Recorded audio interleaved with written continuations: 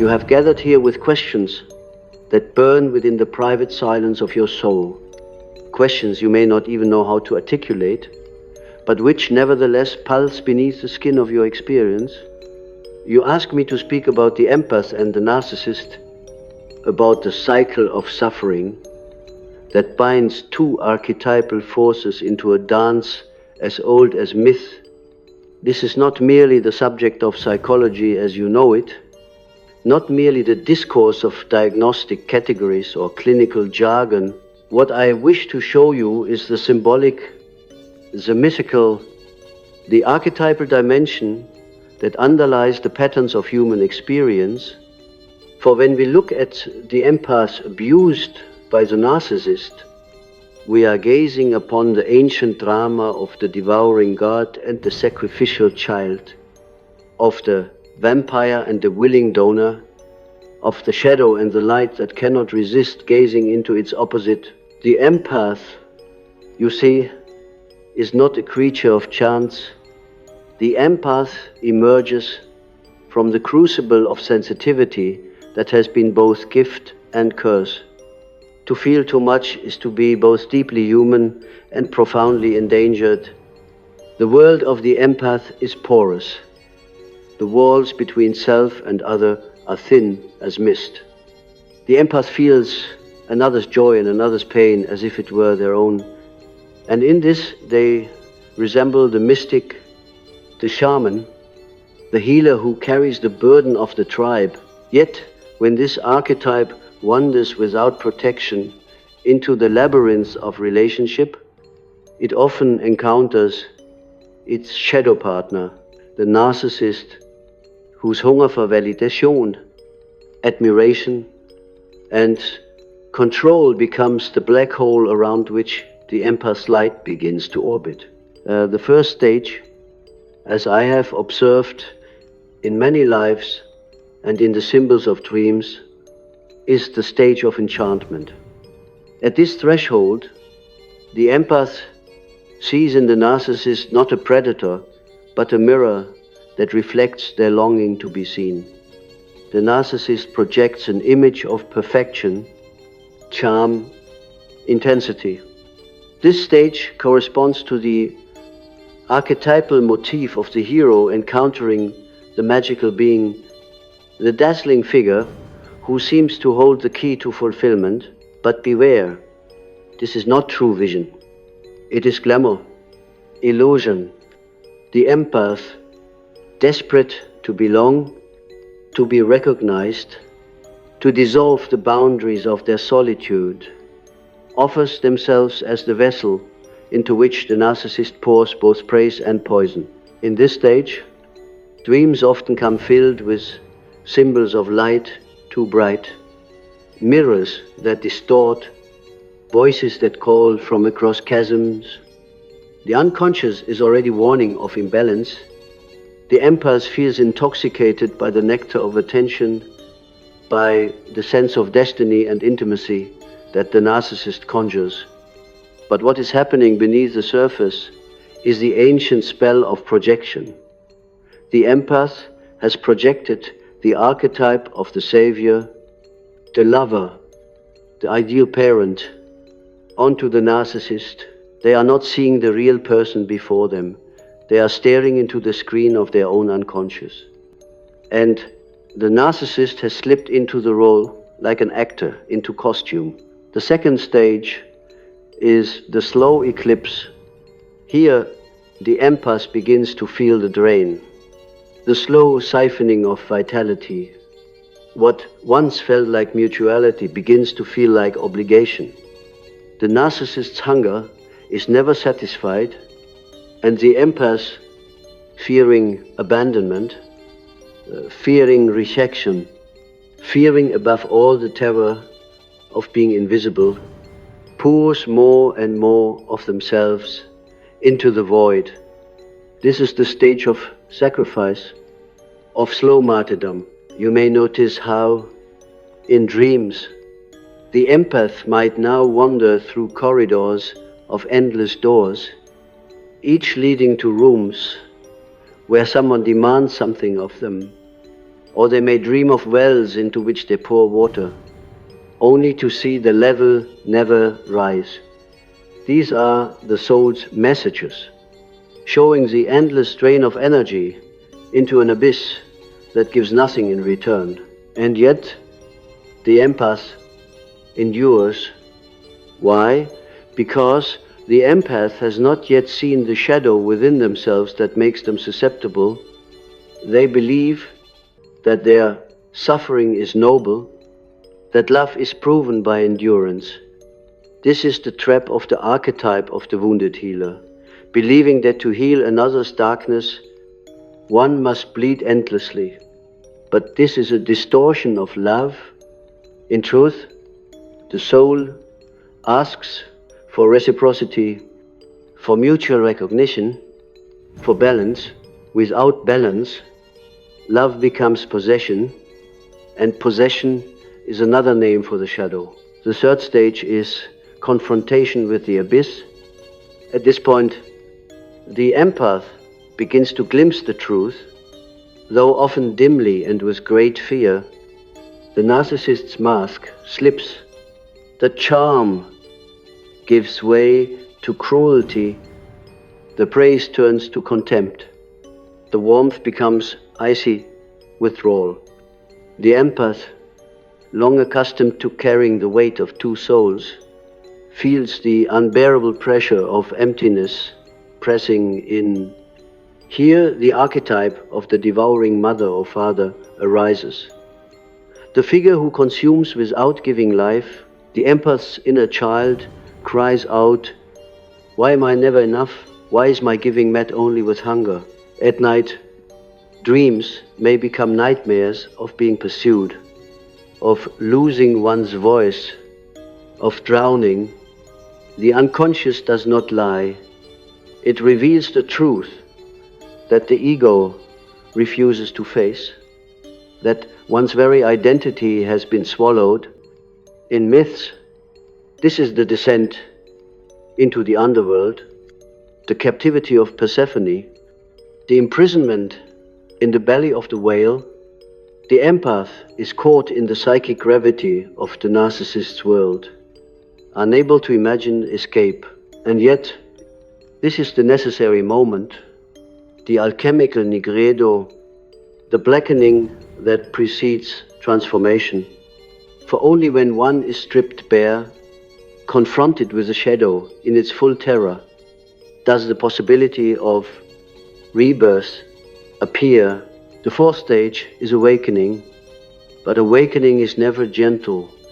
It is a tearing away, a breaking of chains, a realization that what one called love was in truth addiction to one's own projections.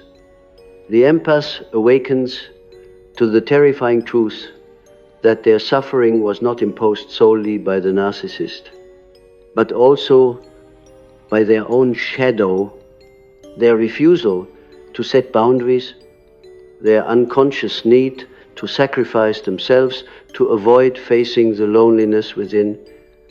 Awakening means the death of illusion. It means grieving not only the relationship, but the dream of rescue. It is the stage of individuation, where the empaths must reclaim their own energy from the abyss, recognize the archetype of the vampire for what it is, and withdraw their projections. At this point, symbols of rebirth appear in the dreams. The rising sun, the seed cracking open, the return of breath. Yet, awakening is not triumph in the heroic sense. It is not conquest over the narcissist, but integration of the shadow. The empath learns that the narcissist was the mirror of their own inner wound, their own forgotten self. To escape the cycle, one must turn inward and face the orphaned parts of the soul that sought completion in another's gaze. Only then can empathy become strength rather than vulnerability, gift rather than curse. What I tell you is not theory alone. It is the living experience of the psyche that has revealed itself through countless patience, through the symbols of dreams and myths, through the whispers of the collective unconscious, the empath and the narcissist are not merely individuals, they are archetypes that live within us all. You may be the empath today, the narcissist tomorrow, or both simultaneously in different relations. To recognize this truth is to break the illusion of blame and step into the path of individuation, where each of us takes responsibility for the shadows we cast and the light we project. And so, as you listen, perhaps you feel echoes in your own life, perhaps you recall relationships where you gave until nothing remained, or perhaps you recognize the hunger within yourself that sought endlessly from others. Do not turn away from these reflections. They are the gateways to your unconscious. They are the invitations to descend into your own depths, to meet the archetypes within, and to emerge not as victim or predator, but as whole. You may wonder why such relationships repeat themselves with such uncanny regularity, as though destiny itself conspires to bring the empath again and again into the arms of the narcissist. It is because the psyche, like nature, has a deep instinct toward wholeness, and it draws us into situations where the unconscious may be revealed. When the empath meets the narcissist, what is truly meeting is the unhealed child within one's soul and the insatiable hunger of another's shadow. This encounter is not coincidence, it is compulsion, an ancient law of attraction that comes from the depths of the unconscious. The empath, fragile in boundaries, but immense in sensitivity, longs to heal what was once fractured in childhood.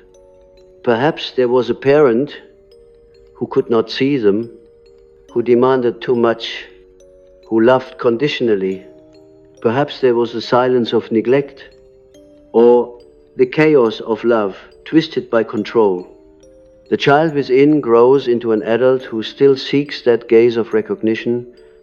The narcissist, with their brilliant mask and commanding presence, seems at first to be the answer. They promise intensity, devotion, the illusion of unconditional attention. And so the archetypal drama is ignited.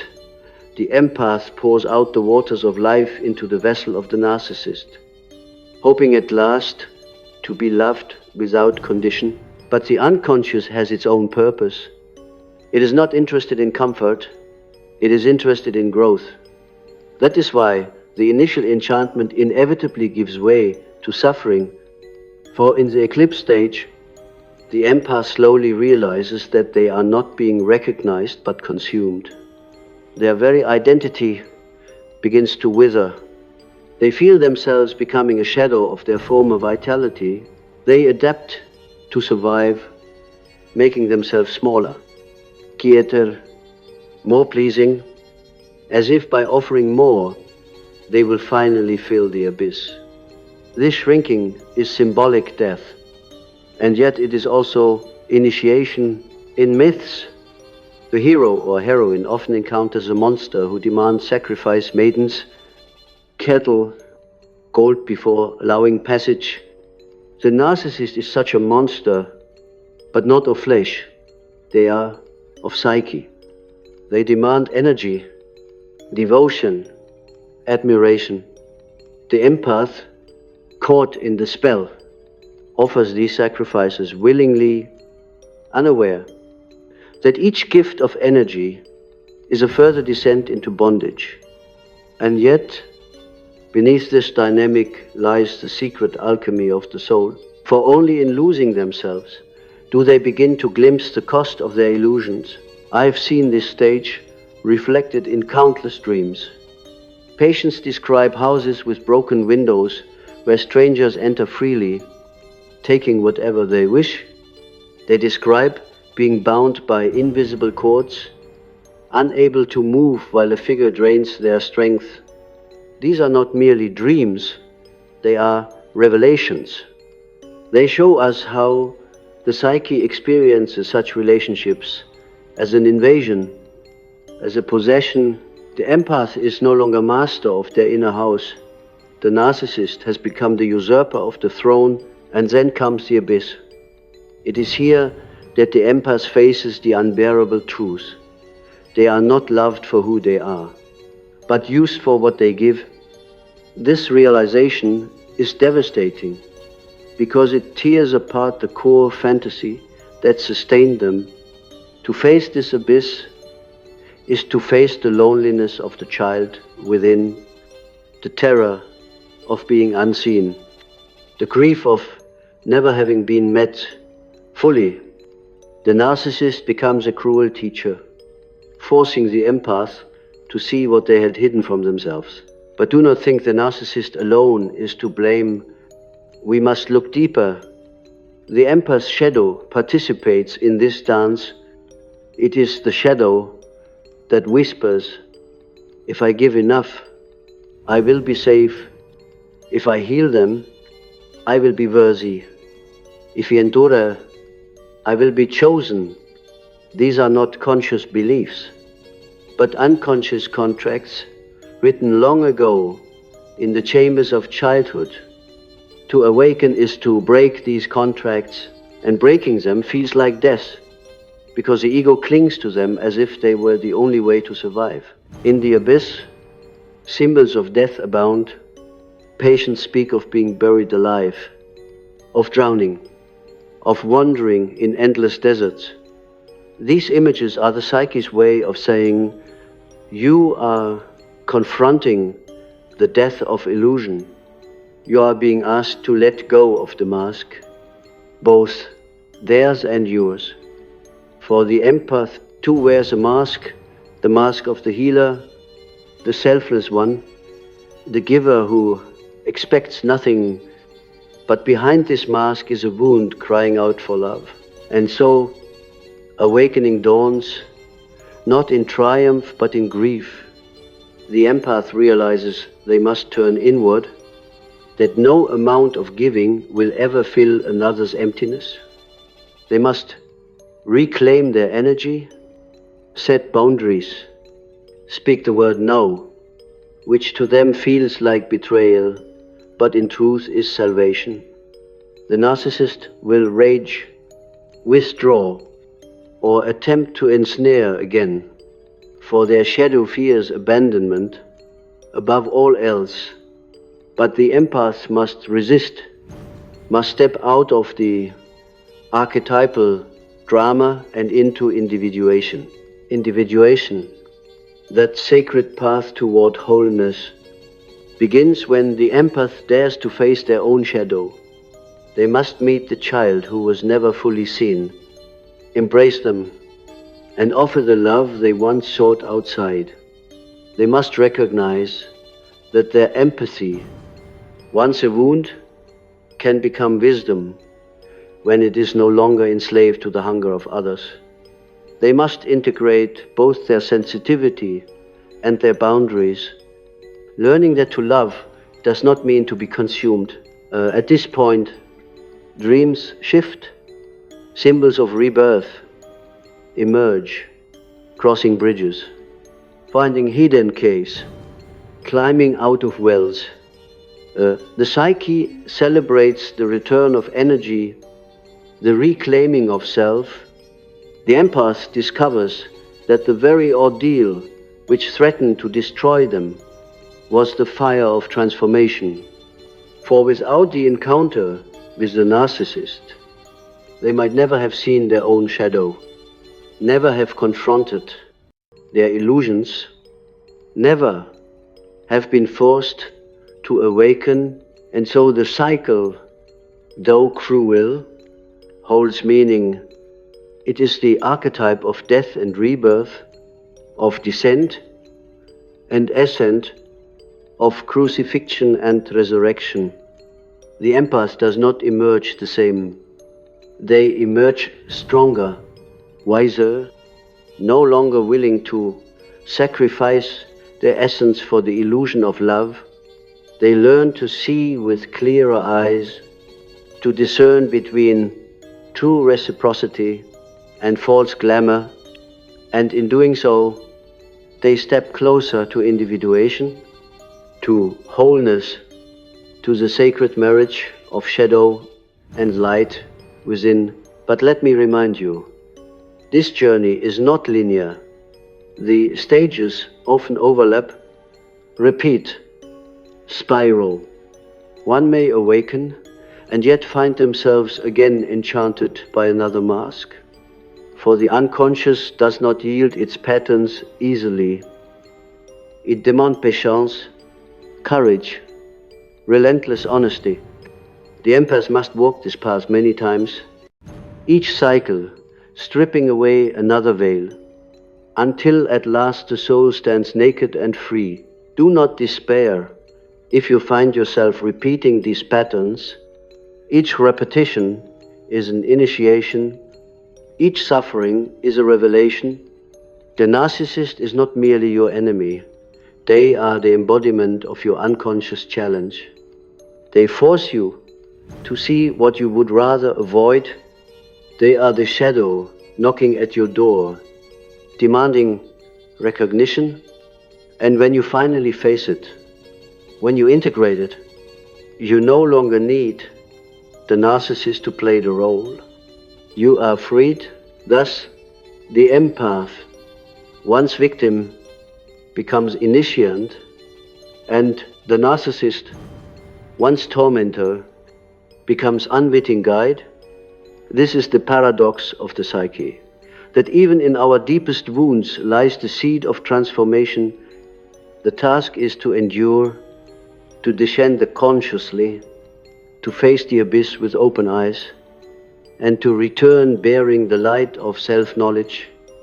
It is often in the silence after the storm that the empath begins to hear their own soul for the first time. For years perhaps they have been attuned only to the voices of others, the cries of need, the demands of hunger, the subtle manipulations that shape their responses. But in the wake of collapse, when the narcissist has withdrawn or been confronted, when the bond is shattered and the illusion crumbles, there emerges a faint but insistent voice that had long been drowned beneath the tide. This voice does not flatter, does not condemn. It simply says, "You are here, you exist, you are real."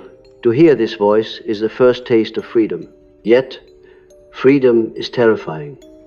The empath may feel as though they stand naked on the edge of a vast desert. No one is calling their name. No one is demanding their energy. And in this emptiness, the ache of abandonment surfaces with full force. For the first time, they must confront what they always feared, the loneliness at the heart of their being. It is this loneliness that drove them into the arms of the narcissist, this primal fear of being unseen, unneeded, unloved. To face it without distraction is perhaps the most difficult initiation of all. Here the archetype of the desert wanderer arises. Think of Moses wandering 40 years, Christ fasting alone in the wilderness, the shamans who go into the woods without food until vision comes. The empaths too must endure the desert of aloneness. They must learn that solitude is not death, but purification. That to be without external validation is to begin to cultivate inner authority. In dreams at this stage, one might encounter barren landscapes, wide open skies, long empty roads. These are not punishments, but symbols of the new space that has opened within the psyche. And yet, there is temptation even here. The empath may long to return to what is familiar, even if it was destructive. The memory of the narcissist's charm, the early enchantment, can haunt them like a siren's song.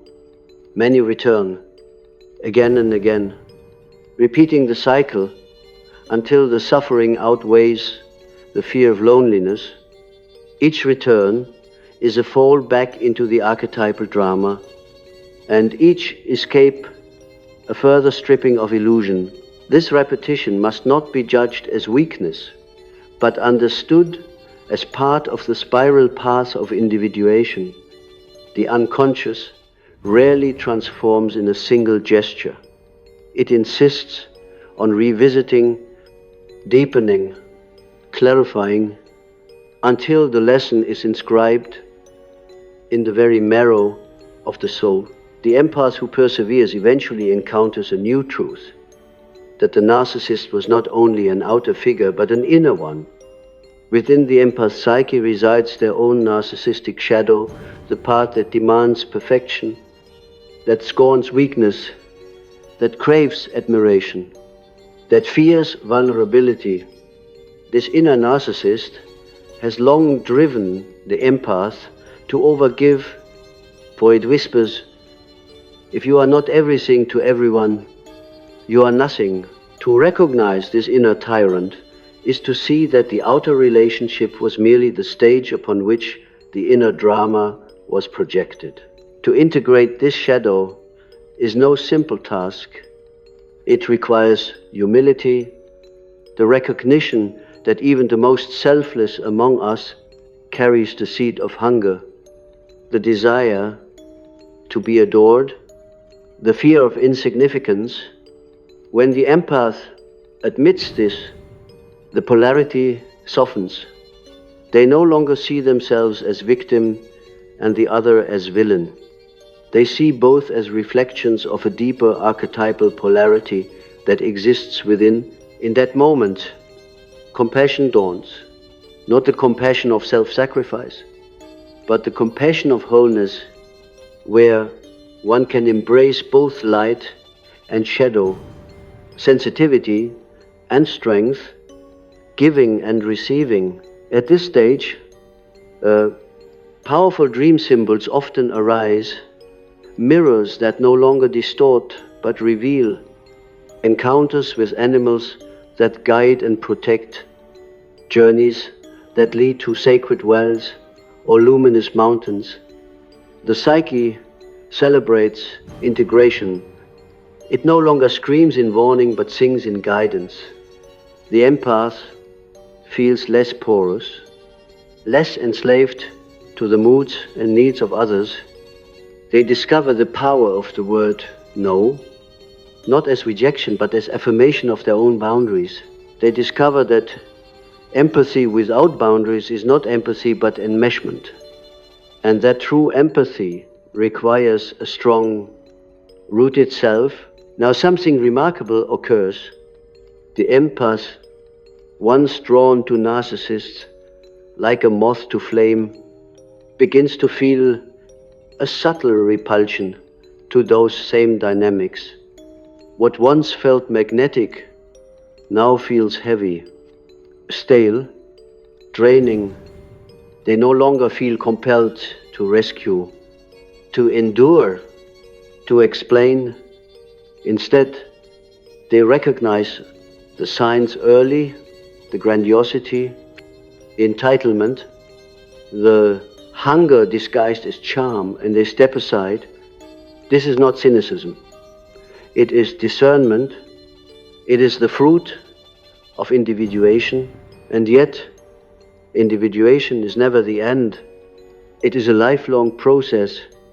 The empath who has awakened must continue to tend their inner child, to nurture the neglected self, to honor their sensitivity as a gift rather than a wound. They must resist the temptation to swing to the opposite extreme of closing their heart completely. For the danger of awakening is bitterness, the refusal to feel, the shutting down of the very sensitivity that once brought suffering.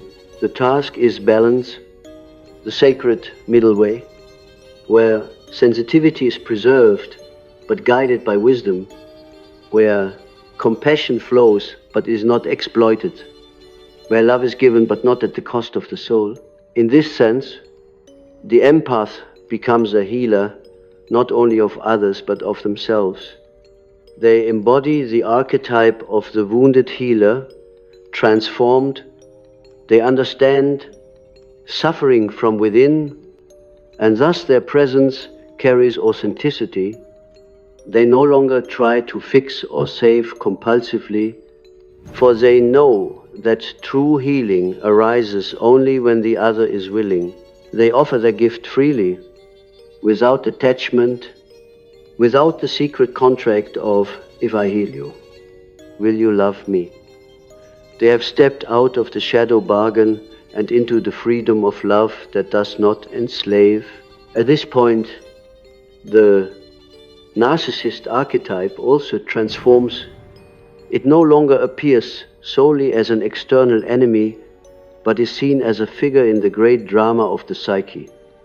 The empath can even feel compassion for the narcissist, seeing in their hunger a wound as deep as their own, a terror of emptiness that drives them to consume. But this compassion does not mean reunion or sacrifice. It means understanding. It allows the empath to release bitterness, to no longer be bound by hatred or resentment. To forgive does not mean to return. It means to free oneself from the chains of the past. Thus, the journey of the empath abused by the narcissist is, in truth, the journey of the soul through illusion, suffering, confrontation, and awakening. It is a path carved into the archetypal patterns of the collective unconscious, a path that countless souls have walked in myth and in life. And it is a path that, though marked by pain, leads to transformation, to individuation, to wholeness. When you hear these words, I invite you to look not only outward but inward. Ask yourself, where am I giving too much? Where am I draining myself in the hope of being seen? Ask also, where in me lurks the hunger of the narcissist? The demand for admiration, the fear of emptiness. To see both is to step into wholeness. To deny either is to remain enslaved. The task of depth psychology is not to label, not to condemn, but to reveal the archetypal forces that move us so that we may participate consciously in the drama rather than being unconsciously devoured by it. And remember, the soul is resilient even from the deepest abyss. It can rise even from the darkest shadow. Light can emerge.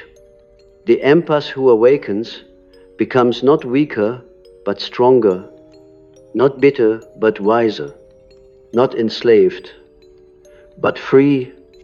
And in their freedom they offer the world a rare gift, the presence of one who feels deeply, loves authentically, and walks with the strength of boundaries and the wisdom of integration.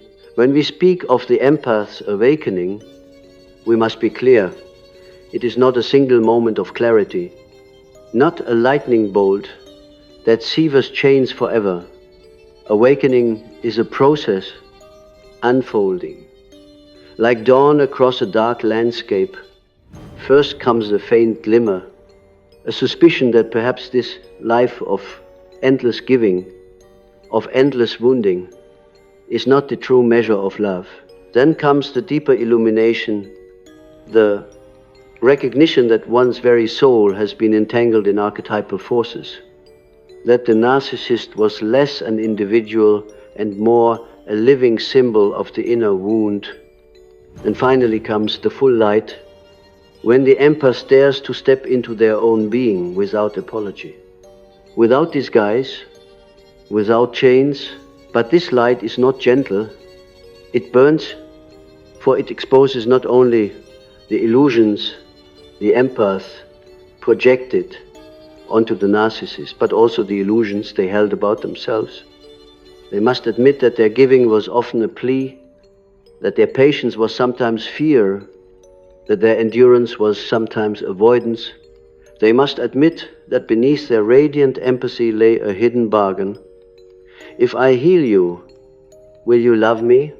To confront this is humiliating, for it strips away the noble image of selfless martyrdom and reveals the vulnerable child still longing for recognition. Yet, this very humiliation is sacred, for it is the death of the false self and the birth of authenticity. The empath who embraces this fire discovers something astonishing. They begin to feel their own energy returning as if the lifeblood, once siphoned away, now flows inward. They discover that their sensitivity, once a wound, is also a compass guiding them toward truth. They realize that boundaries are not walls but sacred thresholds that protect the temple of the soul. They discover that love is not proven by sacrifice but by reciprocity, by the meeting of two whole beings, rather than the fusion of wound and hunger. At this stage, life itself begins to reflect the inner transformation. Relationships shift, some fall away, unable to survive the newfound strength. Others deepen, for the empath now brings presence rather than dependence, authenticity rather than illusion. Opportunities appear not because destiny suddenly favors them, but because they no longer sabotage their own worth. Dreams become vivid with images of wholeness, circles complete, rivers flowing freely, gardens blooming after long winters. Yet, we must not romanticize this path. There remains grief. There remains the ache of what was lost, of years spent in bondage, of innocence shattered by manipulation. There remains the scar of betrayal, the memory of giving everything only to be discarded. Healing does not erase these scars. It transfigures them. The empath learns to carry their scars as symbols, as stigmata of initiation.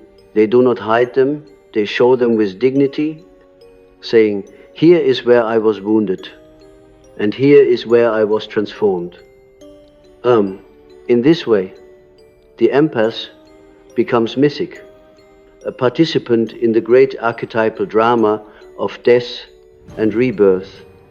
They resemble the hero who descends into the underworld, who confronts monsters and demons, who is torn apart and yet returns with treasure.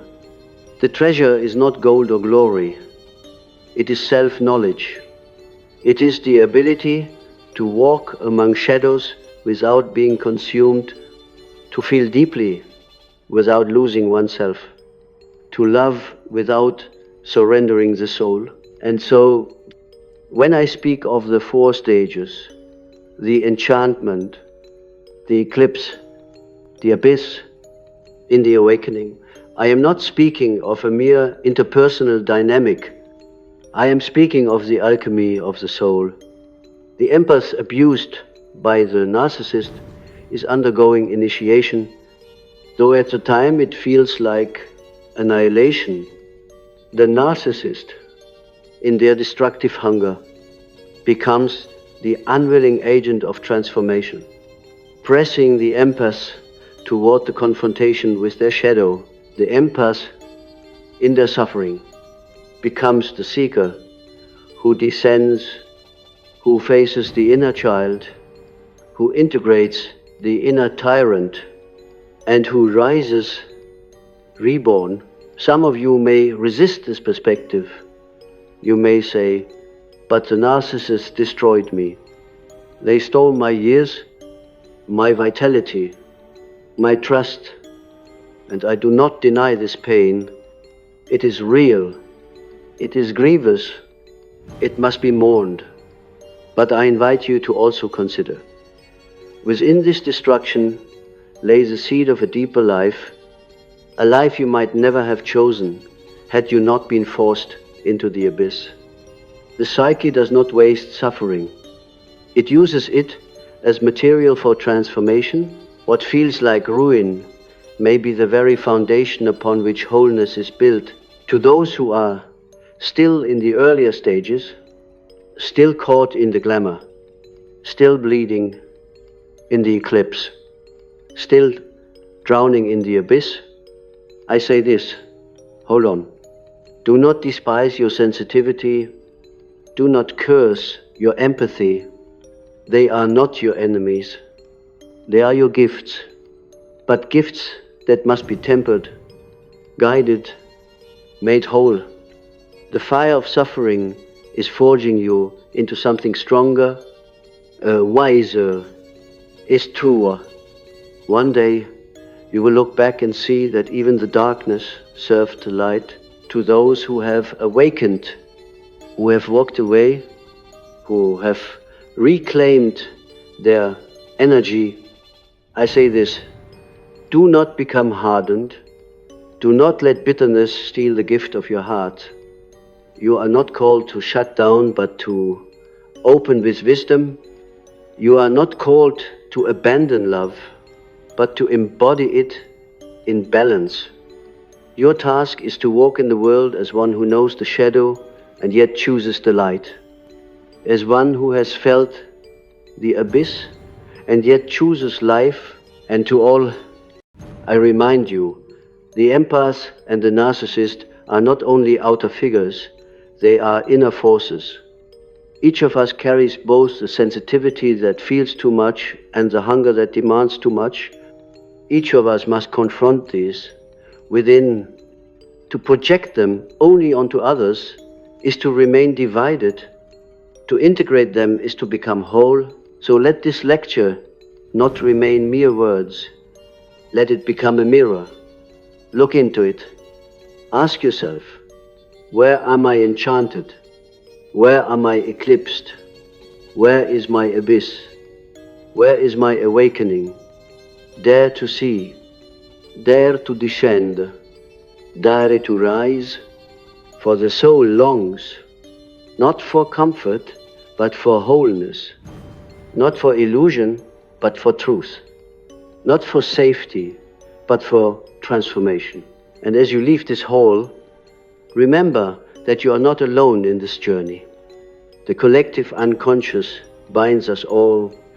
Your suffering echoes in the myths of Persephone, of Orpheus, of Inanna, of Christ. Your awakening resonates with every soul who has walked through fire and returned with light. Trust this pattern. Trust the psyche. Trust the process of individuation, for the 4 stages are not the end. They are the beginning. They are the threshold to a life lived with eyes open, with heart whole, with soul aligned to the mystery that underlies all. And if you dare to walk this path fully, you will discover what lies beyond victim and abuser, beyond empath and narcissist. You will discover the self, the radiant, inexhaustible center that no shadow can consume. And in that discovery, you will know at last, you are not broken, you are becoming